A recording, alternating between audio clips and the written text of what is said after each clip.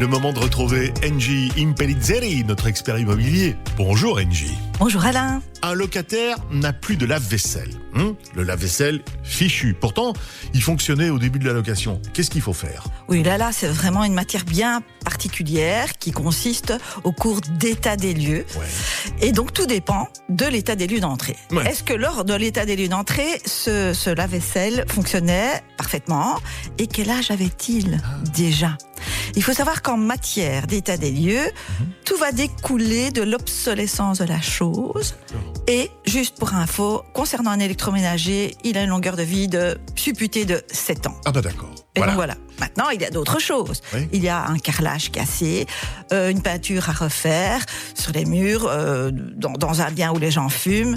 Je pense qu'avec un peu d'intelligence, on pourra avoir directement la réponse à cette question. Une chaudière d'un locataire est en panne. Ils doivent se chauffer avec des petites chaufferettes électriques. Encore une fois, là, qui va payer la facture d'électricité ? La première chose à faire, dès qu'il y a un gros dommage, ou un dommage sensible, un problème d'humidité, en tout cas ici de chauffage, il faut en avertir le propriétaire.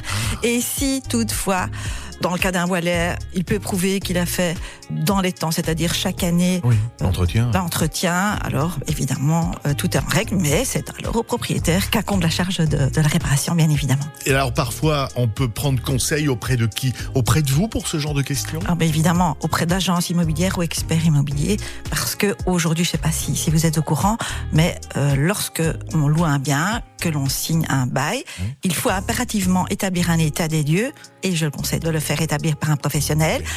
Ensuite, il faut l'enregistrer. Ah voilà. Et donc, arrêtez de tirer n'importe quoi des documents sur le net et de faire à la Oui, peu il faut près. que ça soit clair et net, quoi. En plus, s'il y a un conflit en justice, à partir du moment où ça a été établi par un professionnel, c'est opposable au tiers, il n'y a plus de souci. Eh ben super conseil, Engie. Merci beaucoup. Je vous en prie, À la semaine prochaine. à la semaine prochaine.